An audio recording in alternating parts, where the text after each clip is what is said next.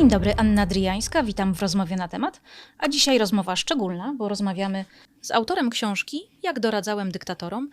Autor to Phil Elwood, PR-owiec, który, mówię to z przykrością, przeszedł na ciemną stronę mocy i doradzał dyktatorom, takim jak Kaddafi. Przechodzimy do rozmowy. So Phil, thank you for being here, for agreeing to this interview.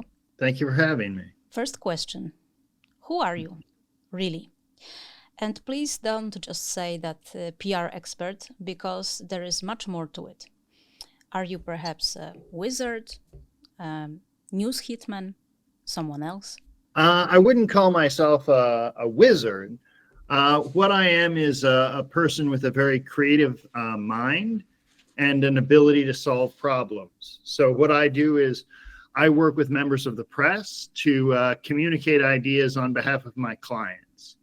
I started out working on Capitol Hill here in the United States for two very distinguished senators. And then I transitioned to working in public relations. Tell me about the moment when you were most disgusted by one of your clients. And was it by Gaddafi's son? Sure. So my journey in public relations started off fairly innocently. I was working for a number of organizations. One was a documentary film. And then I transitioned. Then there was one day I took a new job and I was asked to sign what is called a Foreign Agents Registration Act. And that is a form by the U.S. Department of Justice that you have to let them know who you're working for. And I had to sign a form saying that I would work for the family of Muammar Gaddafi. And one of the assignments, you asked, what disgusted me. One of the assignments that was particularly difficult was after, let's see here, I was summoned to the Libyan embassy one day. And the ambassador told me that a national hero was going to be released. And I didn't know much about Libyan national heroes. And I asked who it was. And he said the man's name was al-Megrahi, the Lockerbie bomber. And so I was instructed to get a positive piece of press for my client that week. And so I went to a member of Congress that I had previously worked with in the past and had him sign a letter that said, knock off the Libya bashing. Now, the rationale for this was that at the time, Libya was our ally in the war on terror. And we didn't want the relationship between the United States and Libya to be destroyed by this release of this terrorist. And so he signed the letter. I leaked that letter to a reporter at a publication called Politico. And they did a story with the headline, knock off the Libya bashing. So in the context of bashing, let me remind our viewers that we are talking about Pan Am plane bombing in 1988. 270 yes. People were killed, including those on the ground in Lockerbie. Mm-hmm. But then money came in focus. So let's stop with the bashing, right? Right. Okay, so you were disgusted by that, and you are writing about this in your book. What would you say if confronted by a family member or a friend of someone who died in Lockerbie crash? That would be a very difficult conversation. So oftentimes the humanity is lost because of the importance of geopolitical matters. And I honestly don't know what I would say to a family member of the Lockerbie bombing. So no one reached to you because you wrote about it in your book? No. Have you seen the TV show Lockerbie with Colin Firth? I have not seen it. Why did you write this book? Are you trying to attract more clients, seek forgiveness, or just make more money? What was your reasoning? To tell you the truth, I was kind of talked into writing this book. Two investigative journalists here in Washington, D.C. Approached me and said they were writing a book about lobbyists in D.C. and wanted to have me be a character in their book. I politely declined this opportunity, and they then introduced me to a literary agent who's, thought I should tell my own story. And what a story it is. Now I want to dive into mental health issues that you described in your book, because you openly discuss how your mental health deteriorated as a result of doing PR for bad causes and bad people. And I'm wondering what made it worth it, because surely you got something from it, but you paid the price as well. So what was it in it that you wanted to do it? What was it? Well, the first I'll address the mental health issue. So I was somebody who suffered from bipolar 2 disorder and major depression from the age of about 20, but I wasn't diagnosed until I was about 35. So operating in this very high stress environment, working for dictators, tycoons, and politicians, was very difficult. And I oftentimes dealt with it by using drugs and alcohol. It wasn't until kind of a very scary incident happened in my life that I sought real help for this. And the help that I sought was actually counseling therapy. This is a therapy that it's a mild psychedelic. It's an anesthetic, but it is a psychedelic drug that helps people with what is called treatment-resistant depression, and which is what I have. And it's sometimes referred to as the treatment of last resort. So it can be a very helpful therapy to people in my situation. So you are still undergoing this therapy, still seeing your doctor? Yes. I have treatments every 3 or 4 weeks. And it's helpful, and you are doing good PR for this therapy, which is not very, I think, popular. It's growing in acceptance throughout in the U.S. and throughout the world, but it's a rather extreme treatment. Most people can be treated with what are called SSRIs, or a regular antidepressant. But when those don't work, they recommend therapy. I'm glad you found help you needed. Imagine time travel is possible. What would you say to an 18-year-old self? To myself? Yes. At 18? Yes. Well, I originally wanted to go to culinary school, but so Really? maybe I'd recommend being a cook. I don't know. But what I'd say is that people should consider whether they should do something, not just whether they can do something. There are some fairly remarkable stories in the book of doing just absolutely insane things for unhinged clients.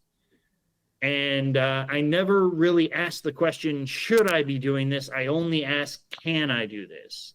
One example of that was when my client was the government of Qatar. And they wanted to host the 2022 World Cup.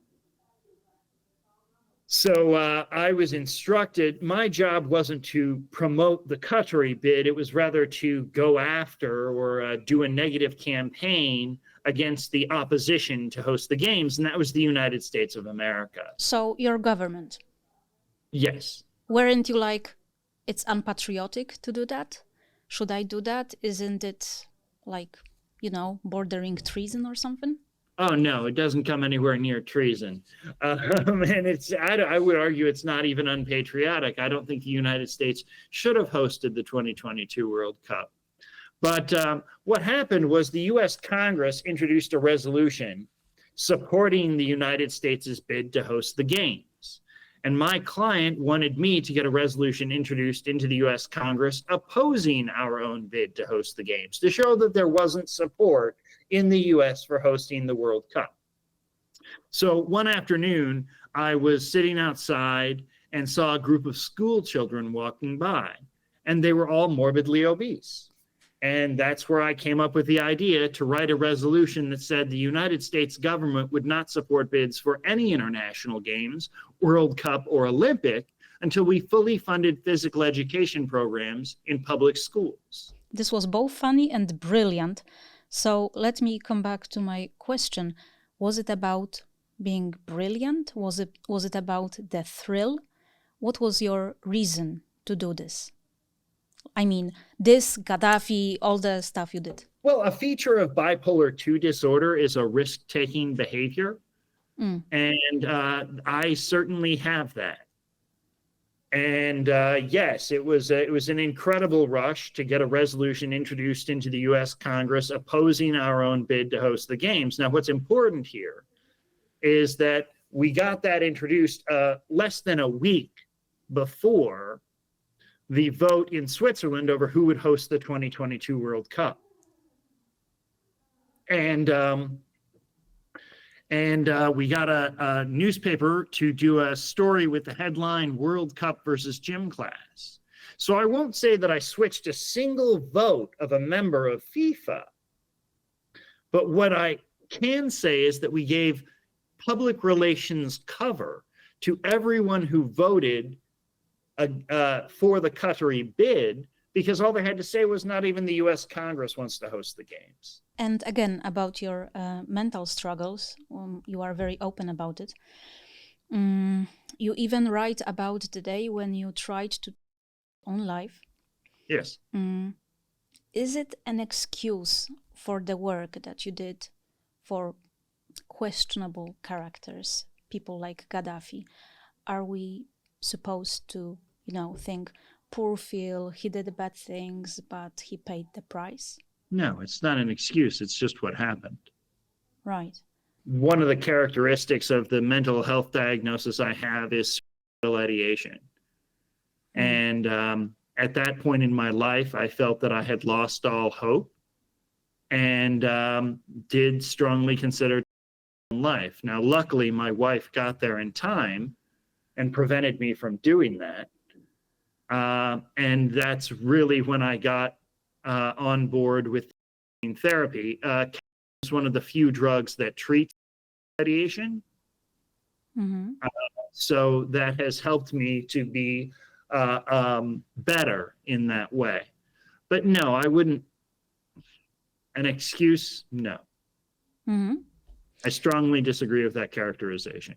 So, of course, I need to ask you about Poland, so brace yourself. Let's imagine hypothetical situation. What would you do to flip the presidential elections in Poland? We have them this year. Imagine you are hired by a candidate who is trailing behind Rafał Trzaskowski, who has a consistent, solid lead. What strategies would you use? In a broad strokes. Money is no object. Strategies for, I don't work in electoral politics very often. What I do is work in kind of shaping public perception. So I think that if I were to advise a candidate who was behind, I would tell them to kind of increase their base of appeal by making their message something that is receptive to more audiences, rather than tailoring to individual constituencies, but rather to look at the bigger picture and tell a story that helps to shape a better narrative for where the country is going. How important is PR for governments on a scale from 1 to 10? Well, in a democracy, it's very important. Public perception is one of the most important barometers for the success or failure of a government. I point to the fact that when Gaddafi came and spoke at the United Nations General Assembly, it showed he was humiliated. And it showed to the world for the first time, to his own people for the first time, that he was a human being. This is someone who created a cult of personality around himself and his country to deify himself, to make him look like a god. And And now this God is walking among humans. Yes, and when it was shown that he was a human being, it showed that he could be killed, and shortly thereafter he was. Mhm. So bad public relations can actually cause a regime to collapse.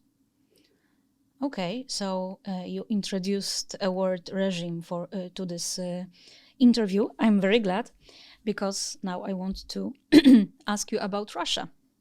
Let's imagine that your phone rings, you answer it, and it's Vladimir Putin on the line.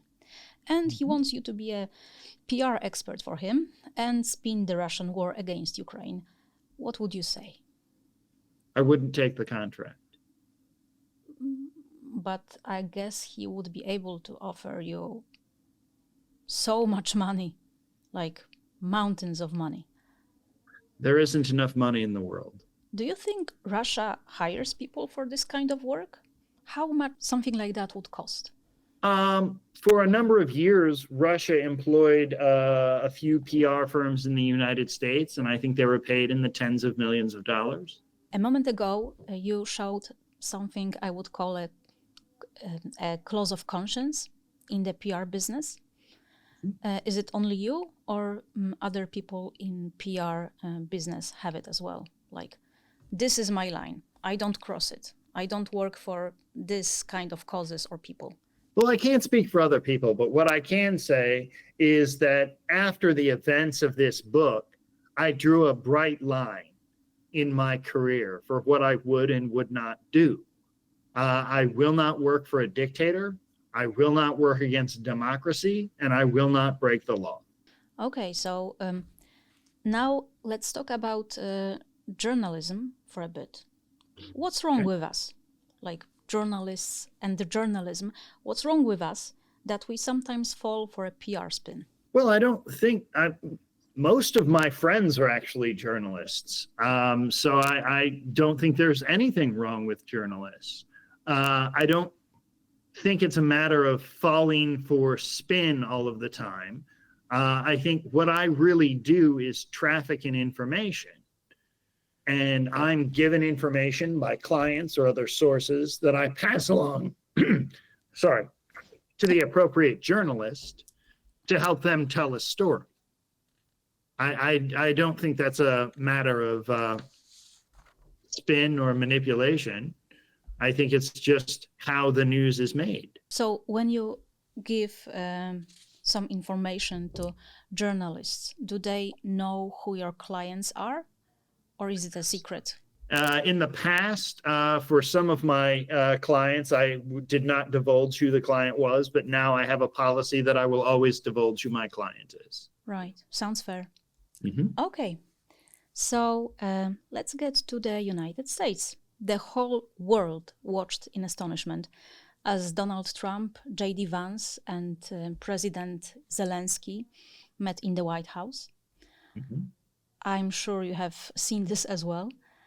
What were your thoughts from the PR point of view? Public relations point of view, I thought everybody lost. War is the ultimate breakdown in communication. It's the failure of people to imagine possibilities that allow for peace. So the fact that this meeting devolved in such a way was a failure for everyone, because the war continued. And how do you see the political future of the USA? Is there a movement among PR professionals to strengthen the democracy? Or is it only about the money? Who pays more? Well, I hope there's a movement to protect democracy. Are you a part of it?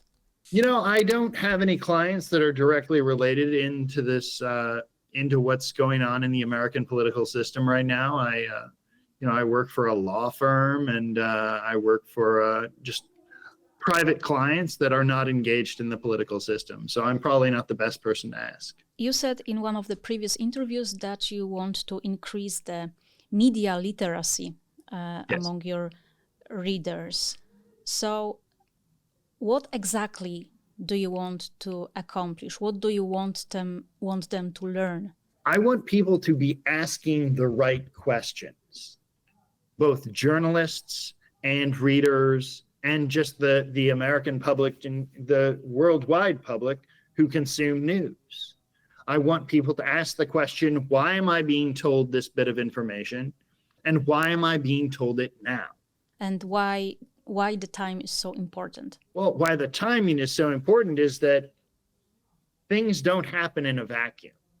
If you're given a set of information at a certain time, there is a reason for that.